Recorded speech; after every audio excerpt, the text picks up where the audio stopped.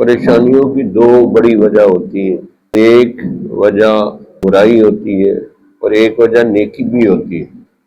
برائی کی تو سب کو وجہ ہے کہ برا کام کریں گے کوئی نہ کوئی مشکل مصیبت آ جائے گی یا کسی فتنے میں پھنس جائیں گے. لیکن نیکی کے اوپر کیسے مصیبت آتی ہے. اب نبی صلی اللہ علیہ وسلم نے طائف کا سفر کیا، لوگوں کو دعوت دی ہے، کلمے کی دعوت دی ہے، لیکن آگے سے پتھر لگے.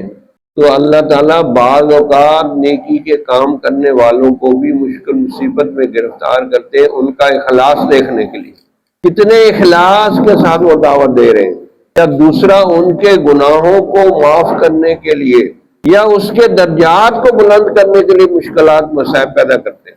تیسرا یہ کہ اللہ اس کا اخلاص دیکھنا چاہتے ہیں، یہ کہیں کسی دنیاوی فائدے کے لیے دین کا کام کر رہا ہے یا خالص اللہ کی رضا اور مرضی کے لیے کر رہا ہے. عموماً جو نئے نئے کوئی نیکی کا کام کرنے لگتے ہیں نا، وہ یہاں آ کے رکاوٹ میں پھنس جاتے ہیں.